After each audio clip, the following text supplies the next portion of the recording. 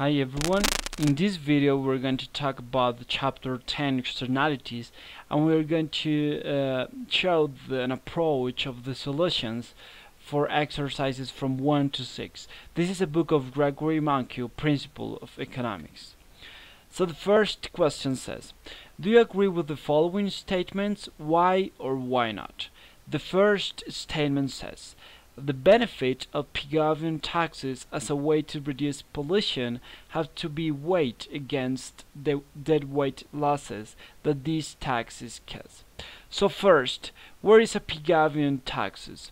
So Pigovian taxes is basically the money that has to be paid for the producer or the consumer that generate the externality.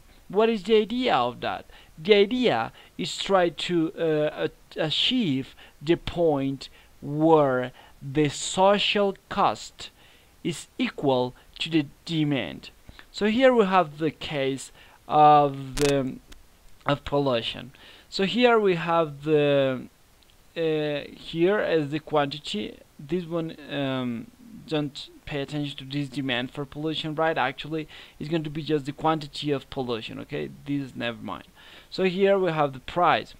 So here is the private cost. So here is the cost, the normal supply that the company produce, and here is the normal demand. Here is the price and quantities of the market, equilibrium ones.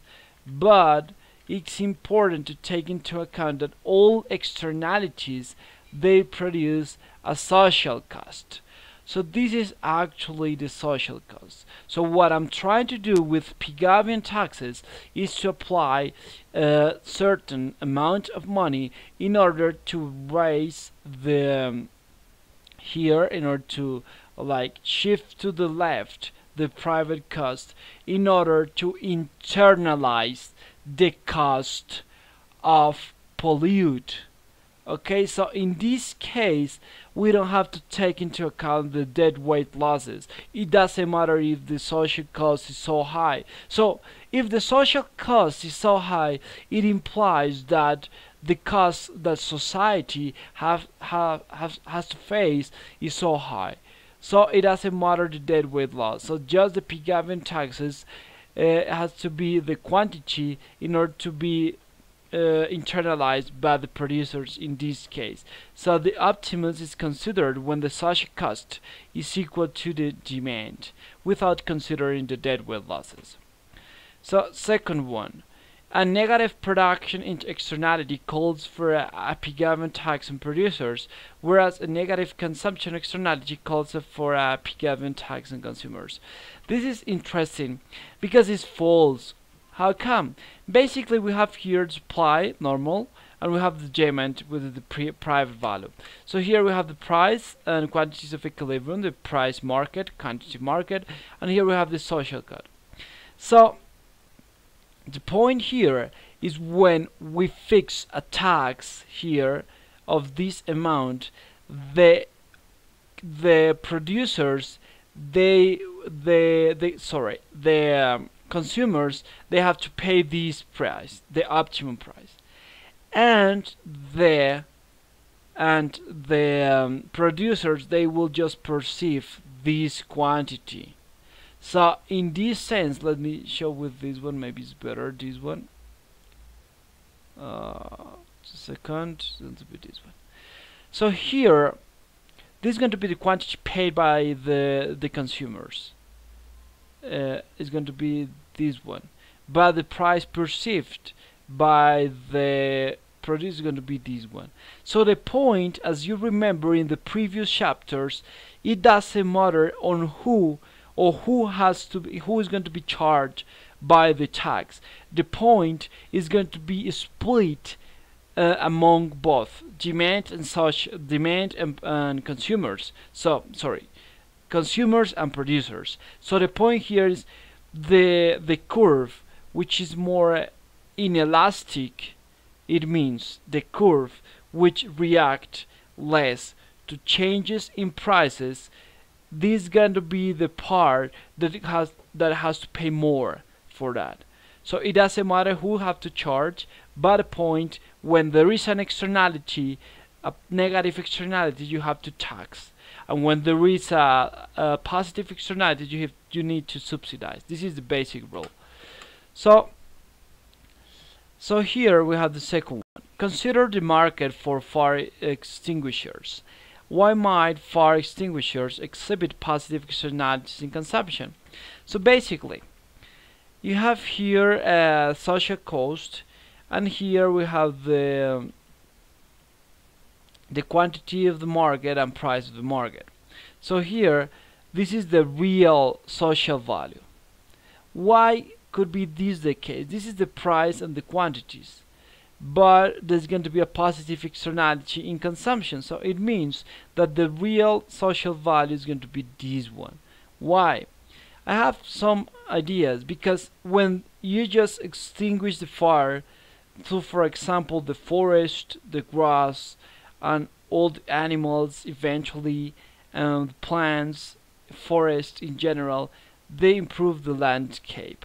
So there is going to be people that they pass over people over a place that was a fire out, so there is no more fire there. So they have the pleasure to view this landscape. Okay, so in this case it's going to be a positive externality. Actually, you can think about the quality of air. So you know, when there is this smoke that is generated by a fire, there's going to be people that there's going to be sick to the lungs. Maybe they're going to have sore throat, there's going to be cough. So in this case there's going to be benefit because of the fire extinguishers, and actually you have the fear of fire spread diminishes. So for example, when you have your home that is so close to the land that has fire, and maybe someone extinguished this one, you feel better. So you feel better because someone extinguished, and you don't need to pay for that. So in this case you receive a positive externality. So when the second question says draw a graph of the market for fire extinguishers, labeling the demand curve, social curve, the supply curve, the social cost curve. So here's what I represented before. So we have here the supply, which is the private cost. Here we have the social value, which is higher than the demand, which is the private value, which represents the idea of a positive externality, and indicate a market equilibrium level of output and efficient level of output. So here is going to be the level efficient of output. It's going to be this one. So, and why these quantities differ? Because basically the market cannot internalize the real benefit of fire extinguishers. So for this reason the price should be higher. So if the external benefit is $10 per extinguishers, describe a government policy that would result in the efficient outcome. So here we have again our normal value. So just here we have the price. Okay, this was going to be the value. So it's going to be the market, the price, which is going to be just $10. So how can be like intervene the government in order to find the optimum equilibrium? It's gonna be this one. So how government can internalize these fire extinguishers? They can provide a subsidy for the price of this quantity of distance from this curve to this curve, so in some way in order to incentive people to consume more and produce more fire extinguishers. So this is going to be the policy in this case is going to be throughout subsidies. The third, contributions to charitable organization are deductible under the federal income tax. In what way does this government policy encourage private solutions to externalities? So remember that charitable organization, they produce positive externalities because they provide something that cannot be internalized by the market. So for example, the people that protect national parks, so they are in most of the cases charitable organizations, and they produce, for example, for us, in order to have a great parks, in order to have a big parks, they have a lot of care. So in this case they produce positive externalities. So in this way there's going to be a subsidy for them, and how it's going to be internalized with taxes from people. So there is a transfer from taxes to subsidies to them. So for Ringo loves playing rock and roll music at high volume. Luciano loves opera and hates rock and roll. Unfortunately, they are next door neighbors in an apartment building with paper-themed walls. So basically, what is the externality here? So the externality, we can identify that this is going to be the noise that is produced from Ringo to Luciano. Obviously, Ringo doesn't want to bother Luciano, I guess so. But the point here is that it's going to be without intention is affecting Luciano. So this is the externality. So this is going to be a negative externality on consumption. So we are assuming here that there is no externality from Luciano to Ringo according how it's expressed in the problem, because we are saying that when Ringo plays classical music, the text doesn't say that it bothers Ringo. So B, what a command and control policy might the landlord impose? Could such a policy lead to an efficient outcome? So here, the landlord can advocate peace and quiet right from Luciano. So remember, command and control policy is a way how a third party intervene on market and create a regulation to the quantities that they are produced in exceed or like exceed of the quantity that really need a market. So in this case, the landlord can advocate a rule, a right that has Luciano, because Luciano has the right of peace and quiet right. So in this case they can advocate this right, and they can say to the Ringo, you cannot play music loudly after 10 p.m. This is the rule or the level that you have to put this music is going to be this one. So in this case it could be the case that the cost and the question is, it could be an inefficient outcome. Yes. Why? Because it could be the case that the cost of Luciano is lower than the benefit of Ringo. I know that it's really hard to grasp this idea, but just imagine that you can measure all the benefit that Ringo receives playing this music and the cost that Luciano for listening this music. So it is the case that Luciano maybe bothers, but just a little bit, and Ringo is extremely excited about performing the music. So in this case, unfortunately, the command and control policy, it doesn't arrive to an efficient outcome. So now, for this reason, suppose that the landlord lets the tenants do whatever they want. According to the cost theorem, how might Ringo and Luciano reach an efficient outcome on their own? What might prevent them from reaching an efficient outcome? Okay, so the first question. So this is really important to take into account who has the right, because the person that has the right, the other part has to pay for him. So the first case, we're going to assume that the right of making noise is for Ringo.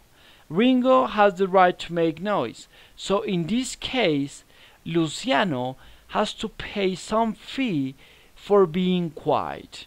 So it's going to knock the door of Ringo, and it's going to say, okay man, I know that you can make noise, but I can pay for that. I can pay for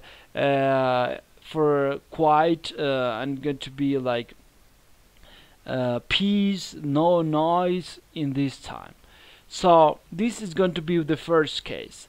The other case, we assume that the right of peace and quiet is for Luciano. So in this case, Luciano is not going to knock the door of Ringo. In this case, Ringo is going to knock the door of Luciano, is going to say, hey man, I know that you have the right to be in silent, but I want to pay something in order to make noise. How much do you want?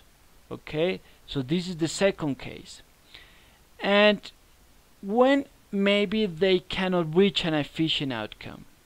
Okay, so it's interesting to think about it, because even if for example Ringo go there to Luciano's apartment and say, okay man, how much I have to pay for that, and Luciano says, okay, I have to pay $1,000 because this is my cost. Okay, but Ringo is willing to pay just $500.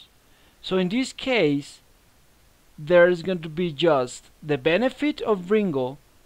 They're not going to reach any agreement, but anyhow, this is efficient because this is going to be the best result they can achieve.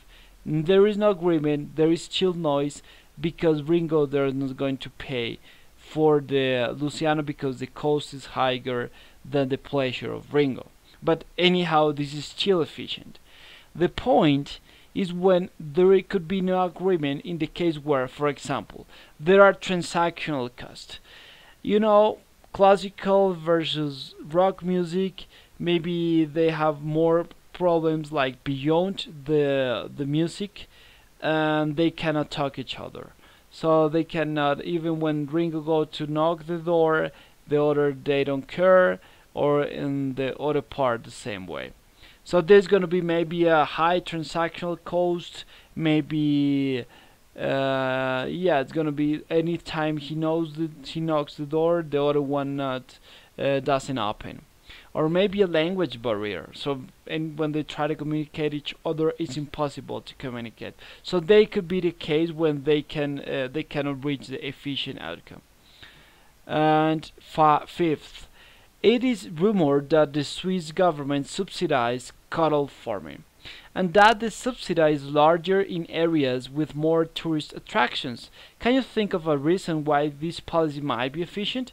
So here, why? Because tourists like cattle attraction. So there's going to be a positive externality of cattle farm for tourists. So in this case, if they internalize this positive externality cattle farm, they can charge a higher price. So in this case, how they can charge a higher price? Throughout a subsidy from the government. So in this case, this is a positive externality that is not presented in the areas with no tourism. And a subsidy is a way to internalize the externalities for the tourist sightseeing naturally. So the sixth and the last one. So greater consumption of alcohol leads to more motor vehicle accidents, and thus imposes costs on people who do not drink and drive. Illustrate the market for alcohol labeling the demand curve, the social values curve, the supply curve, the social cost curve, the market equilibrium level of output and an efficient level of output. So here we have the case. We have here the supply, which is the private cost of alcohol. Here we have the quantity of alcohol generated, which is this one, what is used, or what was seen before. So here we have the price and quantity of equilibrium. But remember, this is a negative externality on consumption. So in this case, the real value of what the society wants of alcohol is not Q market, actually. It's going to be Q optimum. So this is going to be the real quantity and prices that there's going to be inside the market. So the last one on your graph, shade the area corresponding to the deadweight loss on the market of the market equilibrium. So we have a hint. The deadweight loss occurs because some units of alcohol are consumed for which the social cost exceeds the social value explained. So here we have again our case, our graph. So here this is going to be the price, right? That this is going to be paid by the this is going to be received by the consumers, but actually, sorry, it's going to be received by producers, and the consumers, they have to pay this price actually. Okay, this price is going to be paid. So in this case, this is the size of the tax.